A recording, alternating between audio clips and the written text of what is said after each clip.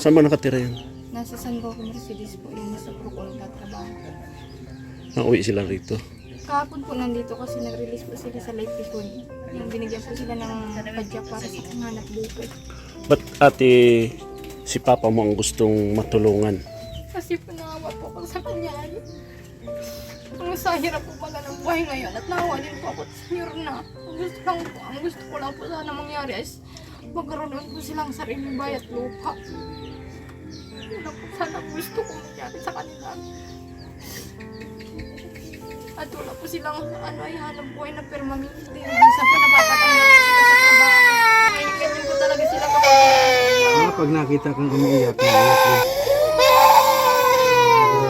kahit hindi po nila ako kahit ulit na po nila ako matulungan, ang pinaka-important po sa akin talaga yung magulang ko. Yung unang matulungan man po nila ako. Nakikita po nila ako nag-iiyak. So ngayon po, ang ibibigay lang po namin ngayon sa inyo is yung konting tulong lang po muna na ano.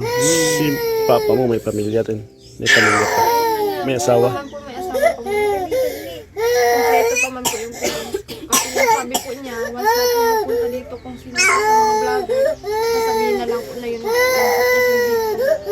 Sasabihin ko na lang po sa inyo na mas mahalaga po yung magulang ko na tulungan kaysa sa kapatid. Siyempre ikaw, di naman sa mas siyempre deserve mo din matulungan kasi may anak kang dalawang. Mas mahalaga po yung magulang kong mas mauna po kaysa sa akin. Yun po kasi nakikitira lang po sila papa. Tapos ngayon, ang nila, pinapalis na po sila ng biyanan ko at kakailangan na po yung luti. Eh itong luting ito sa kayo, iba. Magkaisa lang po yan. Pero sila, papa mo lang ang pinapaalis. Saan nakatira ngayon sila papa mo? Nasa San Roque, Mercedes po sa Purukuno. Ano yung tinitira doon sa sarili nila? Hindi din po at lang po yung namamasukan lang po sila doon. Parang stay in sila doon sa tinatrabuhan nila. Opo, biro lang po dito yung mag-uwi kapag meeting lang po nila sa senior citizen. First week po ng March po ngayon sa po sa susunod pa po yan. Sa April, first week po ng linggo. First week po. Nawit po at Po yung kalingap. Kasi nga yung Isang kubo-kubo na buhay pa naman. Kumbaga, matandero sila.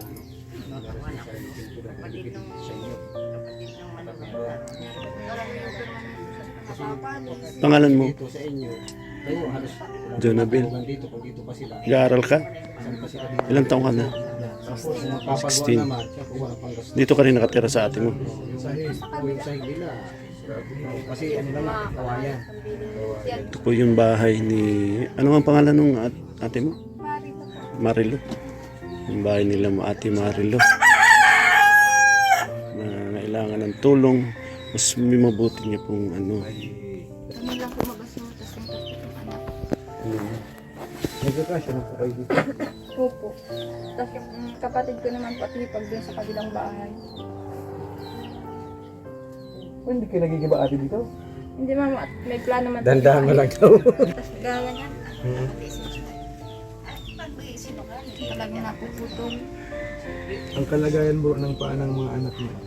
Ganyan po yung mga kwento. Na ano po siya, maliliit pa eh. sa tingin ko ay may dinadalang problema na isip na stress. Kaya grabe ang payat niya ate. Ang payat. Anong problema ate? Anong problema mo ate? Anong problema? Kung paano solusyon. Nadating dasal lang po kay Lord. Yun ang number one na katuwang natin sa araw-araw. Kaya nga po minsan naiiyak na lang ako. Minsan hindi ka na naman sa kung anong dapat tulungan. Pray lang tayo ate, malay mo. One of this day, kapanood po ng ating vlog ay maawa po sa kalagayan niya or sa kalagayan ng magulang. At yun nga, mas pinili mo pang maunang tulungan yung magulang mo kaysa sa inyo. Samantalang kailangan niyo ng tulong kasi nga dahil nga ito sa dalawa. Eh, paano po yung pang araw-araw yung gastos dito sa Araw-araw nagdadaya. Anong diaper niyan? Ano po yung Large. XL. XL na. Tapos ito large po yung Dalawa. 3 diaper. 3 diaper araw. Ano ba? Hindi naman po yung mga Hayo! Tapos Isipin mo rin yun sa araw-araw nilang dieters. Ano? Opo, minsan po kinukulang ng sahod ng asawa Tapos, ko at pinagsasabay-sabay. gagatas pa. Hindi na po, nakain lang po yung Ito, kain natin. yung bunso mo. Hindi po yan na anong gatas din. Hindi na- Kain lang po yung kain ng kanin.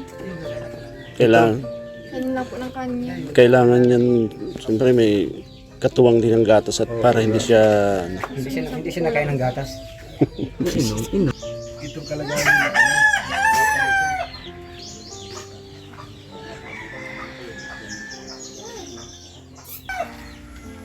ito po yung bahay nila Ate Marilo na nakatira po dito sa barangay Mampurog.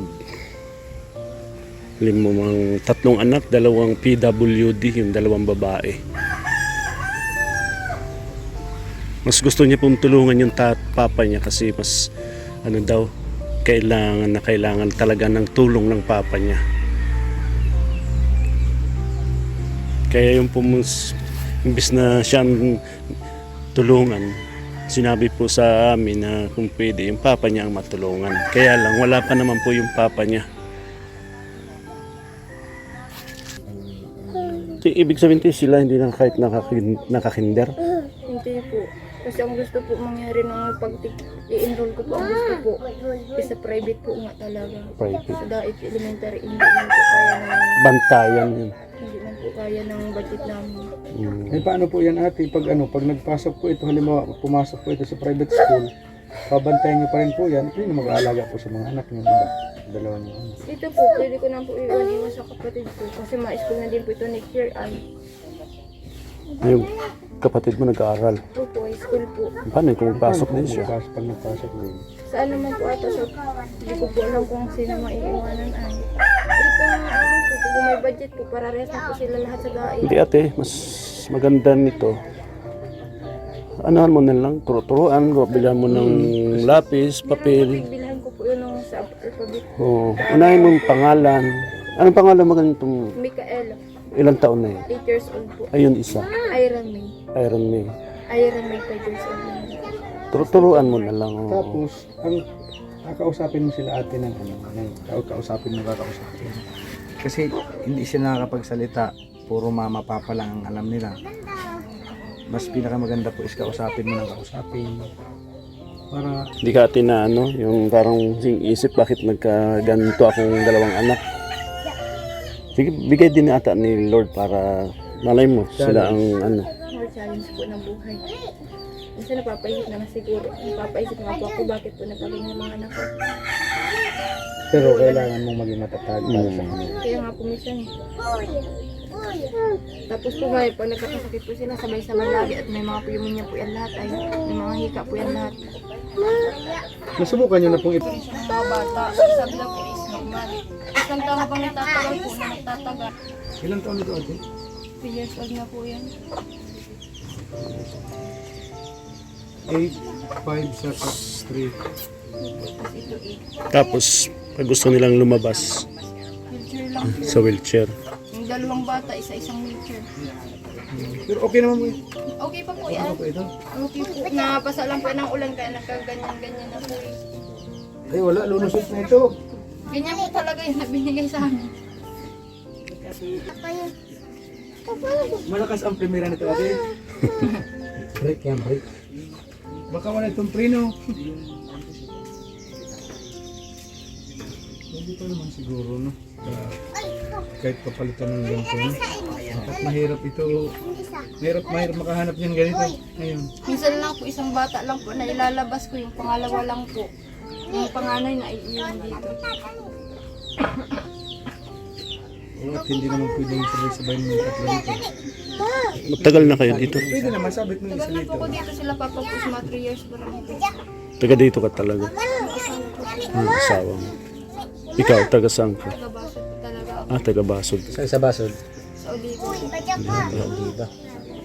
Tapos ang mga magulang ko po ulit ang lubos na di wala. Patay na po. Kasi yung mama ko at papa ko mga kapatid na lang. Gusto ko po talaga is sila po talagang mga tulungan kaysa sa akin. Isa po kaya ko pa man po mag-tiis. Isa sa mga magulang ko di ko kaya mag-tiis na ako. Ganun.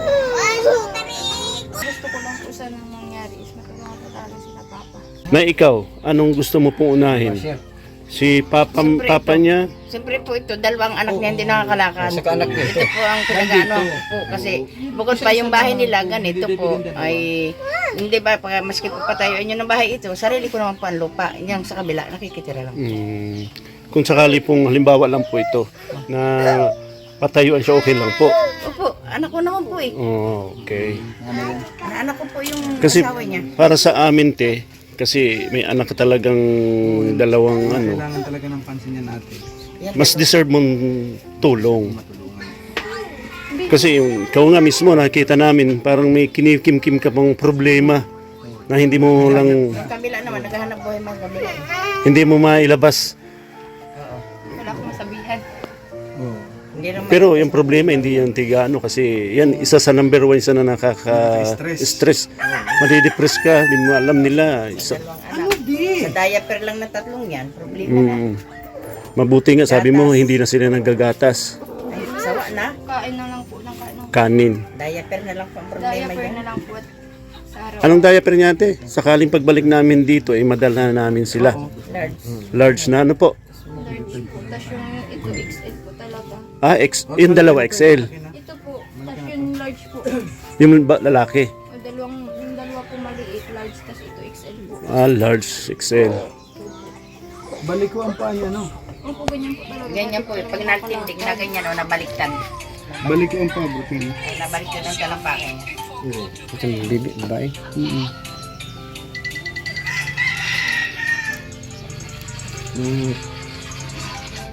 Kaya nahirapan pala siya mag... Oo. Yan po, tiyo, mga nasasako na lang mga gamit ninyo yan. Opo, at wala pong mapaglagyan ay. Kasi narako ko po talaga yan. At para May gipuat na, no? Meron kayong second floor. Tinako. palagyan ko po talaga at wala po talaga malalagyan. Hello. Nakagamit-gamit ang mga yan. Yan ang masasabi mo. Ganyan ang kusina niya. Yung mga tubig po ninyo, malinis man ito. Opo, kaigib ko lang kaso nadudugan ko galing sa Inuman. yung nasa water jet po ang inuman. Ano yung mga ano niya? Sugat po Sugat-sugat. talaga po ganyan. Bakit parang maitim yung ano niya? Ma-infection po Sugat ata. po iyan. Isang Nakakasugat ganyan po. napipiklat.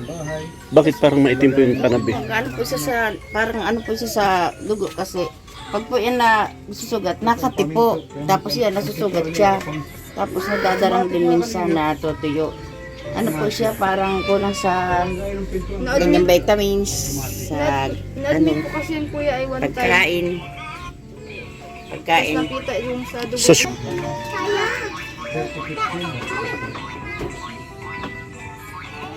dala maralaki na pati. Mas mahirap yun pag 7 years ano na na. yan. Medyo dalagan na. Mga 8 years old na yun yan naman. Ah, 8 taon na. Mga 8 years old pa lang po pala niya ngayong March 25. Oo nga. Mga 8 years old pa lang. 8 taon. Tama, years old na siya ngayon March 25. So yun. Yan. Happy birthday. Happy birthday advance. Advance, pagbalik ni Kuya Bal, mayroon ng pagbalik. Tapos ako naman ay sa March 13. Nakaon yan. Kasabay na kayo sa buwan. Kaya sila ting PWD. Hindi sila nakakalakad talagang normal. Matagal na silang hindi nakakalakad na normal? O Tagal na po. mulang ipanganak or As in newborn pa po sila. as a newborn? Mga ipinanganak ko po sila. Ganyan. Ang pagbabago lang po nila is makaupo tayo. Gapang. Ang paglalakad po talaga is hindi. Muna ito ha. At kasusunod pagbalik na inyo is makakarating naman po yan sa inyo. Maraming salamat po kuya. Yan po ay pinaghirapan ko yan para dahil nga po may nakating rin sa amin. Ha? Sige! Achan, hindi pa po. Ang ginagawa ko nga po pag walang wala po sila papi, binibigyan ko na lang po at sa awa ko. Waga. Ay, sisadya na lang. Nakakatulong din naman na yan sa inyo. Thank you very much. So yung mga kalingap, alis na po kami. Ayan, may natulungan po kaming isang pamilya na PWD po yung gawang anak. Ayan. So yun mga kalingap, Gilbert may bablog daw. Vlog po tayo ngayon. Kaya kami mag-aantabay pa yan. Isang pamilya po ang napuntahan natin. Yun. Ano masasabi mo doon sa pamilyang scout natin o na-vlog natin ngayon? Ba't lang nakakaawa naman talaga si ate kasi unang-una naghihirap na sila, gusto pang tulungan yung Pero- bagay yung ama naman niya gusto niyang tulungan pero Mas gustong tulungan mas pa yung- mas siyang mayroong dapat siyang tulungan.